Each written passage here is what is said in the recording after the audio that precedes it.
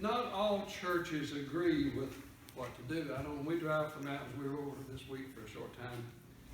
And almost every time we go, you will see or hear of a different church. Now, listen on TV this morning, someone, they give this woman and man credit for establishing their church. And there's many ones out there. What we want to do is look at the mission of the church. What is its purpose? What should it do? And sometimes this will be somewhat in contrast with their religious neighbors because they don't have the same mission as we do. A few explanations. Some modern churches exist primarily to entertain. You can tell by the type of things they do. You can drive by and look at their buildings and the great places to have theaters. And I'm not saying all the things that you build are bad, because we've got a pretty spacious here, and we're not even half full. We can put a lot of people in here. Others emphasize things like charities or parochial schools. And some churches, and I can mention about three big ones, the Catholic, the Lutheran, and Church of England, have got layers and layers of ecclesiastical authority, and you have to dress a certain way and say this and have all sorts of what we call pomp and ceremony. I lived in Glasgow, Scotland way back in the 60s, and there's a big cathedral there. And it was about 6 times as long as this, and girls would line up there every 30 minutes to have weddings. They get to march down there, and they might have 3 people of their family there, but they got to walk down that 500 foot with a trail all the way down through there. But you know what? Some of those things, for example, here's what happened. When I was in college, they were trying to raise money to build a church on 5th Avenue in New York, and that's some pretty expensive real estate. And their philosophy was, let's put a church front on it and rent all these apartments back to pay for it, as if to put a name will draw people. Now, you say a better mousetrap works. But people don't come here because there's a name on this building. Not really. Or we'd have a lot of people if that's what they're looking for. Let's keep in mind, the scriptural instructions for the mission church are both simple and relatively easy to interpret, I think. The church was founded by, and therefore belongs to, Jesus. Matthew 16, he says, I will build my church. That's both singular and possessive, which means in the world that there should be one church. There are several thousand. Some met yesterday. Some call this the glorious Sabbath, which is not. Let's notice, any characteristics or practices contrary to his ownership are wrong and condemned. Notice what he says in Matthew. But in vain do they worship me, teaching for doctrines the commandments of men. If we stray from that, then our worship is vain too. If we come for any other purpose, really, than to honor the Lord and sing and teach, admonish one another, we should stay home. Okay. Jesus said, I am the way, the truth, and the life. Notice those are all singular. No man comes to the Father but by me. We're laying a foundation of what the mission is. The mission of the church, therefore, must be authorized by the Lord and practiced according to what he tells us. One of the things the church is supposed to do is glorify God. I liked your singing this morning. I want to encourage these young boys to raise their pitch up so we can sing like that. Now, some of the boys get a song that starts down there on the lowest. We can do it when it's supposed to start up on C and they started back on E. We can't sing bass. That's okay. But he raised the roof, and thank you very much.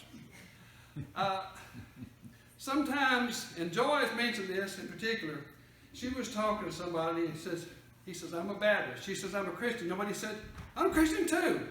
What's the first thing he said? Baptist. A certain black woman says, I don't want to be a hyphenated American. And we should not be a hyphenated Christian either. The Lord's not going to want Pentecostal Christians we can mention a dozen more out there, right? The Bible says we're the world named Christian. In fact, that's what they called them first. In fact, it was a derision at first. Matthew 16, the Son of Man shall come in the glory of his Father with his angels. He will come in glory. And each prayer we do, we honor him by singing his name. Each song should be related to that and encourage us. We'll talk about that in a minute. 1 Corinthians 6, he was talking about some real problems. He says, glorify God both in your body and in your spirit. Ephesians 5, and here's where he says, this is one of the things that we can all do, no matter how bad we preachers are, we can all do this. Singing and making melody in your heart to the Lord. Our periods of worship, which are set, are meant to glorify and honor God. Any other purpose can't be supported from Scripture. Sometimes on Easter, people go to church, and that's the only time they go because they can put on really nice clothing, and people notice that. We should come every Sunday, because we take the Lord's Supper. It says he reminds us of his Lord until he comes again. It's that reminder. The church is supposed to win souls. We don't have very many new converts in here that have been converted in the last 2 or 3 or 4 or 5 years. We have some. But there are souls out here within a mile or two that ought to be going to be here, and we ought to be teaching them, and folks, we're not. Most are visitors from other congregations. We have a gospel meeting. Who do we invite? Willette, Permanent Springs. Who should we invite? The folks who don't go. The folks who used to be here. Think about that. It says in Matthew, the Great Commission, go to the world and preach the gospel. It tells them what to do. That's part of us. Acts 8:4, therefore they that were scattered abroad went everywhere preaching the word. You know what a lot of people do when they go to big city today? They go in and hide. Look at how many young people go in the city and don't go to church because nobody is watching. I'm thankful that from Clay County, people have gone to Indianapolis and started congregations because they met people of like interest.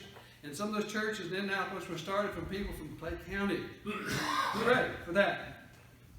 You know, the greatest act of friendship would be to convert your friends at the risk of making them mad.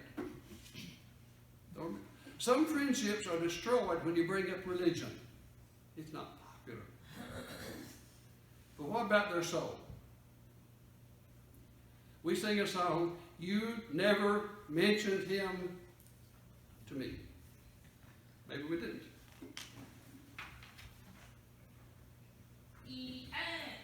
Another one of the commands of the Lord is to be benevolent and charitable. We talked this morning in the lesson about the very, very poor people that time that Naomi and Ruth lived, picking up grains of wheat off the ground just to get by. In Romans 15, the Apostle Paul was talking about contributions for poor people in Jerusalem and asking other congregations to participate with him. Now, the Apostle Paul was very generous. He said, if you need me to go with you for security so nobody will cheat, I'll go with you. That's why we never have the contributions counted on one person, so they do not get accused of things like that. Romans 15:1, we that are strong ought to bear the infirmities of the weak and not to please ourselves. You know, when we had tent meetings, we had people to come who would not step inside a church unless it was a funeral. And we've had people converted because they attended a meeting that was public and open like that. Keep in mind, in the early days, they didn't have church buildings. James 1, here's the biggest one, benevolence. Pure religion, undefiled before God, and the Father says to visit the fatherless and widows and to keep himself unspotted from the world. So we've got some things. Our mission is to do several things. We also have a mission to bring back the lost people. 1 Corinthians 5, a man was grievously involved in a moral problem. And the church was said, you've got to withdraw from it and let you mean business because he's hurting himself and contaminating the church. And he was. If you read 2 Corinthians, it's an answer saying that they had made the progress. They'd improved it. They really had. Now, the discipline needs to be done with love rather than punishment. Over in Glasgow, Scotland, when I was there, they had moved from a schoolhouse and bought a building uptown, which looked ugly as sin, frankly, the building itself did. But some of the people who didn't come from the school to the building up there, we were there in a campaign in '64, and they contacted some of those people who had been left behind 10 years ago. They said, why didn't you come quicker? I was in sin the first time I didn't come. And you didn't come. Sometimes discipline is done as punishment. It really is. It shouldn't be that way. Well, love those people who've gone astray and go talk to them. We should have done it years ago. Sometimes decades ago. The church has a mission of building up and edifying its members. That's why we have congregations. Look what Ephesians 5 gives. An example. That he might present it to himself a glorious church, not having spot or wrinkle or any such thing, but that it shall be holy and without blemish. We're supposed to help each other in our weaknesses and in our failures. Sometimes a neighbor can see things we don't see and could help us correct it, if we would let them. It's hard for a husband and wife to correct each other, but somebody else could maybe. Sometimes it's in-laws. Sometimes it's neighbors. Sometimes it's nobody. We should work on that. 1 Timothy, among the qualifications of a bishop, he's got to be able to teach, to edify the members. So in big churches, a few times, once a quarter something, one of the elders does the preaching because he should be capable of doing it and should be willing to do that. About the first qualification, after teach, after his character. 2 Timothy, and these things thou hast heard of me among many witnesses, the same commit to faithful men, notice, who should be able to teach others also. Think about that. We're supposed to teach other people that they can stand up and present lessons when we're gone. Back in 1956 or 7, my memory is, I have those senior moments. Walter E. Neal, I won't forget him. He wasn't a good preacher, but he was a fabulous teacher. We had men's training classes. People were told how to get up and make announcements, project your voice, to speak loudly and clearly. People were taught how to present public prayers and things to include and how to present it so people can hear. People were taught how to take care of the Lord's Supper and do it carefully so that first you don't spill things and also that it's done honorably and well. People were taught how to get up and sing, lead singing. And that's where some of us did our first lessons. I can mention 3 or 4 people out of the short and different families who learned those at the time. And so give credit to man who's been long dead for doing a wonderful thing. Michael, your dad and I were involved in the class. That's before your time, okay? Okay. In Hebrews 5, whoever wrote it, I think it was Apostle Paul, gave a warning about not making progress. Look at what he says. When you should have become teachers, you still need one to teach you about the first principles. Isn't that interesting? When you should be a teacher, you still need the very first elementary lessons. Then, there's a preaching in public. I've driven through cities, and the guy was on the corner of the thing preaching to people, the windows rolled up. That's not preaching, is it? That's publicity. Preaching is when people were coming to listen and learn from and make comments if they need to.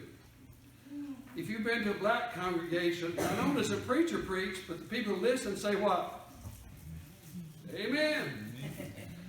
I visited with the most famous of those, and the amens were a lot. I'll think of his name by the time we get through.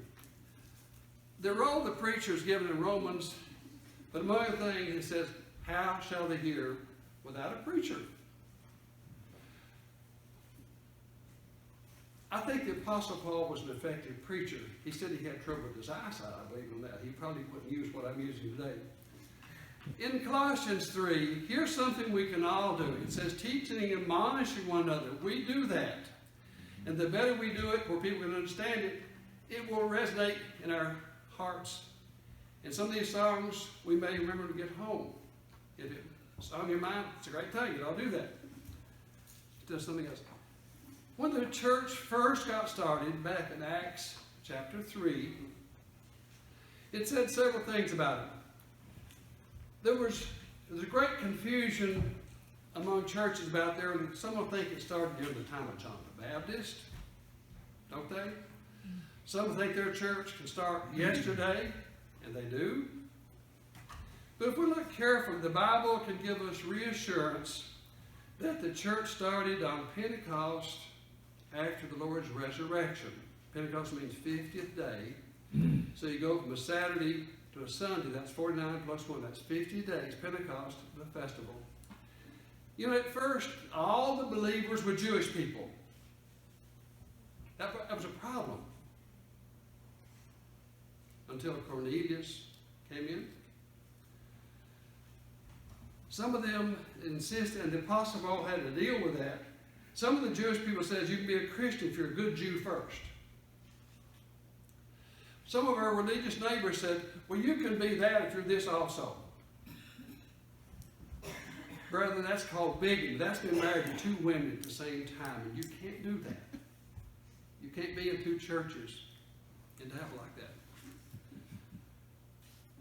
In Acts, forgot the chapter, I believe it's around 15, the Apostle Paul rebuked Peter because as long as there were no Jews, Peter would associate with Gentiles. When the first Jew came up, Peter was a hypocrite. And Paul told him to his face, you can't do that. You can't take favoritism among the Christians. Notice in verse 4 of chapter 2, most of the members were not local. It says devout men out of every nation under heaven. And there's about 12 of those listed. And that's why they spoke in tongues on Pentecost. Now, they didn't have the limited church building to meet in, so they met in the porches of the temple. Okay? That was a convenient place. You got the place. The church was a little bit unorganized at first because you had the apostles. You didn't need other, but as the apostles died, Paul says, upon elders were every church or city. The leadership changed from apostles to men of character. I have a dear friend who goes to mountains with me. All of his family goes to Church of Christ. He does not. He goes to another church. And I said, how's it going? He said, we have a board of deacons. Do you find that in your Bible? We've had a good talk about things like that. Some of these things are different. There were no church buildings anywhere through Revelation that I can find out. The Apostle Paul preached at midnight on the 3rd floor, and a man fell out and broke his, and died. They met in the house of Philemon. I think other couples had churches also. And verse 42, this is in chapter 3. And they continued steadfastly, look at the 4 things. The apostles' doctrine, and fellowship, and breaking of bread, and in prayers. And that's a good model for us today.